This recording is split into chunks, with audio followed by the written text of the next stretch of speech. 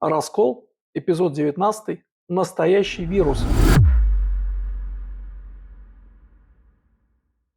Чтобы разобраться в этой весьма сложной теме, давайте перенесемся в начало 90-х годов, во времена правления Бориса Николаевича Ельцина, всем известного. В чем была главная идея этого человека, который к этому времени в коридорах власти пребывал уже порядка 30 лет, наверное. И именно он был вовлечен в процесс управления на разных уровнях, пройдя их все. Основная идея была следующая – встроить все имеющееся в систему мирового управления. Для этого, собственно, он и дал возможность случиться всем процессам, которые тогда давно назревали внутри общества, но при этом ставилась задача, чтобы крышка, не выпускавшая все за определенные рамки, должна была сохраниться. Ставилась задача обеспечить при этом некоторые виды свобод. И в то время большинство людей, не разобравшись, что это за свобода и к чему это приведет, радостно это поддержало. У Ельцина за время управления вокруг него были очень разные советники, и в том числе он общался с масонскими кругами. В этих масонских кругах, как и положено, все говорили загадками, но в любом случае проводили следующую мысль, что все, что не делается, все на благо страны, все на благо народа, поэтому все будет хорошо. Ну, как мы с вами понимаем, хорошо не получилось. Но весь его период правления и на него, и на лиц, принимающих решения, постоянно оказывалось полевое воздействие. И в результате в страну в очередной раз удалось завести новую порцию чуждых нам ценностей, как это было во времена Петра I. После запрета идеологии наступил некий вакуум, а затем хаос. И в результате многие люди стали неуправляемы в своих поступках. Если энергия шкалит, бьет через край, то мы с вами можем столкнуться с такими вещами, как, например, вот последний поход на непокойного Пригожина, который мы с вами наблюдали. А глубинные это корни лежат именно здесь. Это отсутствие идеологии, отсутствие правильного и единого понимания всех, в каком направлении мы движемся. А людям при этом достаточно трудно ориентироваться, так как размыты основные ценности, которые раньше скрепляли все наше общество. На самом деле опасность полевых воздействий многие до сих пор недооценивают. Ну, например, в наших спецслужбах относятся к этому достаточно скептически, как к неким видам конспирологии. А зря. Представьте себе человека, который принимает важное решение. При постоянном воздействии он начинает терять самоидентификацию и в конечном итоге вообще перестает понимать, что происходит. Система постепенно, шаг за шагом берет его под свой контроль на астральном, в первую очередь, и на ментальном уровне. И тогда незримо придается определенный ход всему тому, что тебя окружает. Например, из огромного количества справок, докладов, документов, из потока разнородной информации ты выбираешь именно то, что нужно системе. То есть остальные вещи ты как бы не замечаешь, они проходят мимо твоего внимания. Это работает как ключ, который подходит к кодовому замку. В результате все время совершаются какие-то действия, которые именно этой системе и выгодны. А действия, идущие вразрез, просто блокируются на разных уровнях.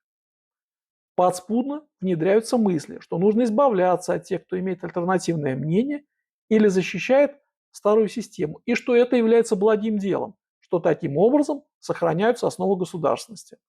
В результате такого отрицательного отбора система государственного управления насыщается не харизматичными людьми, а приспособленцами, которые не имеют своего мнения, и пятой колонной. Начало же все это со времен Гравита с подачи Ватикана. Есть 5 принципов, на которых все зиждется. Первое – уровень эмоций. Второе – уровень коротких мыслей, когда ты ловишь только их. В результате и действия твои короткие, как в ТикТоке. И это как раз заводилось при Ельцине. Третье – уровень еды. Это то, что ты ешь и то, что ты поглощаешь в виде информации. Системой не приветствуется пища для ума. Должна быть только пища для желудка. Четвертое – секс как крючок для захвата внимания. То есть все, что бы ты ни делал, должно вызывать низшее, провоцировать эту энергию на выход. Это обесточивает человека. И пятое. Семье придается другой смысл. Взращивается бездуховность в отношениях между собой и в воспитании детей. Раньше семья была твоей крепостью, а сейчас у многих эта опора ушла. То есть все, что раньше было ценностью человека, нужно было обесценить. Под эти 5 принципов и зашли, подкрепляя это соответствующими образами и уверениями, что все, что делается, прежде всего направлено на благо человека. Отсюда в одночасье появившееся огромное количество билбордов, через которые происходит кодировка. Имеются весьма точные расчеты, какое количество поставленных билбордов должно быть на единицу площади, чтобы глаз человека постоянно за что-то цеплялся. То есть должно быть на квадратном километре определенное количество напоминаний о новых ценностях. Это завели в рекордно короткий срок, примерно за 15 лет. И люди это съели, так как все пришлось на благодатную почву, которую подготовил Горбачев.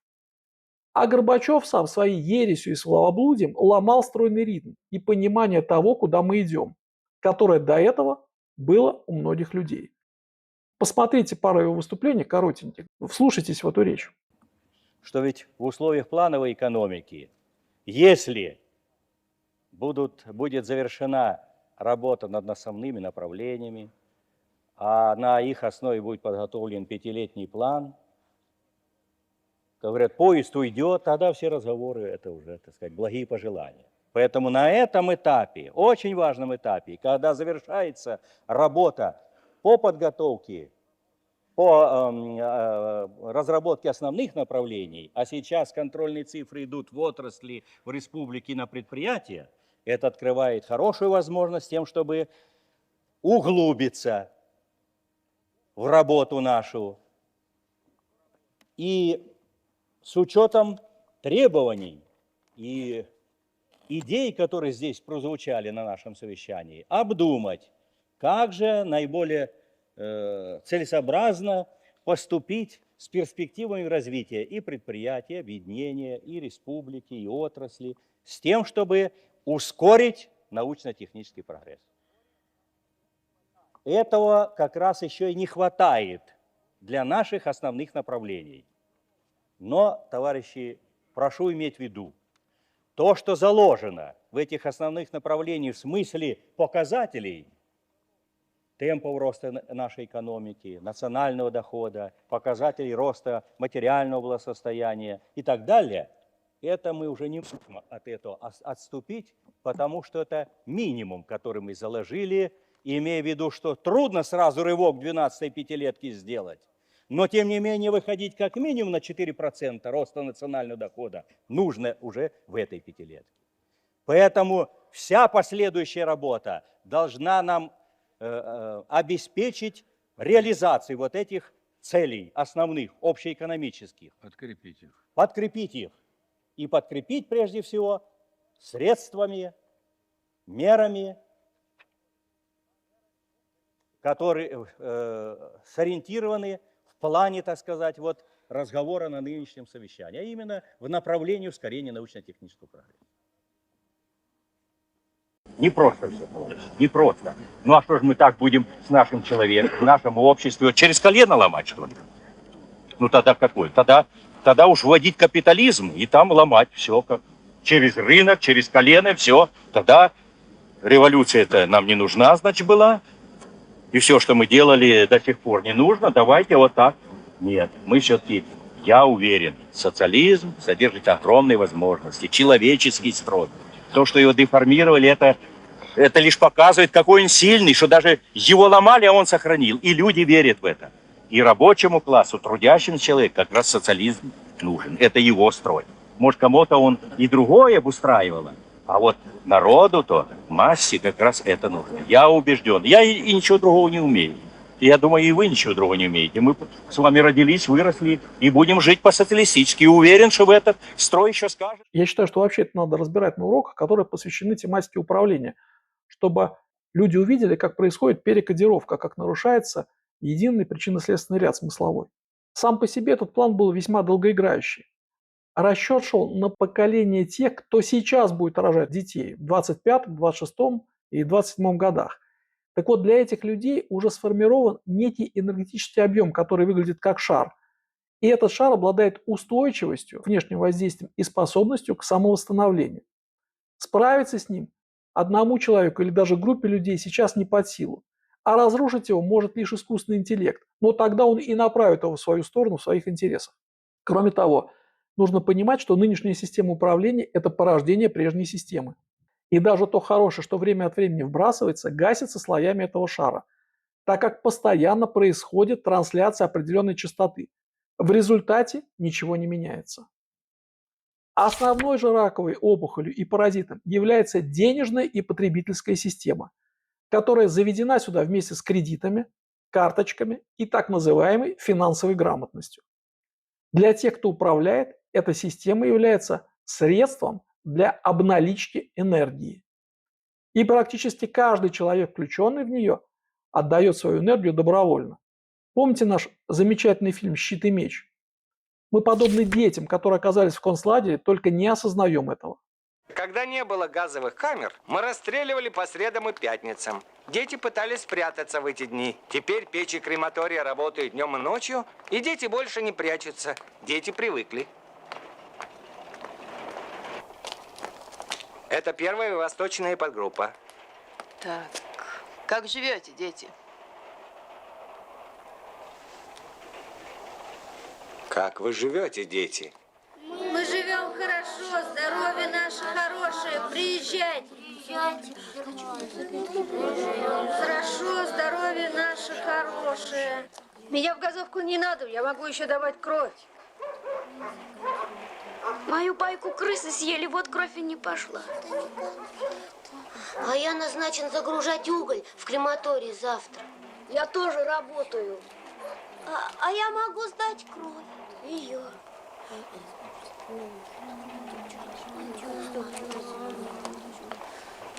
Берите.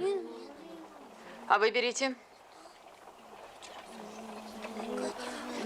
Фролин. Ну, а вы берите? Они не знают, что это такое? Они забыли. Так. Ешьте, дети. Ешьте. Ешьте. Ешьте. Ты что не взял? Подожди, А сам чего не я взял? возьму. И тебе, муж, не достанется. Я тоже возьму. Ложитесь, это не больно. Как будто ты заснешь. Ложитесь.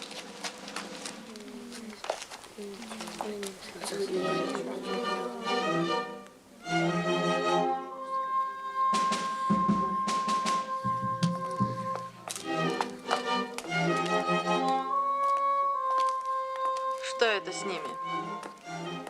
Зачем они легли? Дети, наверное, думали, что им дали яд. Комендант! За мной. Есть? Это реальная диверсия. Это худшее из всех зол, которое только можно было придумать. Россия была бедной страной в плане потребления, но до последнего сопротивлялась этой заразе. И как только сюда завели банки, защита пала. Образовалась финансовая система со своими институтами, которая живет своей жизнью, сама себя поддерживает и защищает. Сейчас все регионы нашей страны, без исключения, уже поражены этим. Это и есть настоящий вирус, превращающий человека в потребителя, который поразил все слои общества. Ну, картина, как мы видим, довольно безрадостная. Что же делать? Выход только во времени. Тем, кто понимает суть времени, кто разбирается в этой теме, нужно постараться зациклить эту паразитическую систему, обнулить ее, а потом свести к точке, чтобы выход из этой точки был невозможен. Вслед за этим пойдет схлопывание мыльных пузырей, деривативов, различных производных финансовой системы. И только тогда появится воздух для настоящей свободы. Людям очень полезно лишний раз задуматься о сути потребительских кредитов и не влезать в эту кабалу. Лишь после этого, когда все задышат свободно, можно будет заводить в общество вещи, связанные с нравственностью. Сейчас многие на своих местах что-то пытаются делать, но их хватает ненадолго. Как только человек ложится спать, тут же идет перекрутка в обратную сторону, и система сразу же возвращает его в исходное состояние. Да еще и заставляет отрабатывать, так как человек часто это делает на своей силе. Это еще раз подтверждает то, что сейчас не время одиночек. Что же работает против вируса, как нам рассказывает система? Прививки. Вот давайте воспользуемся этой рекомендацией и будем делать такие прививки. Этими прививками будет являться отсутствие страхов в общем поле.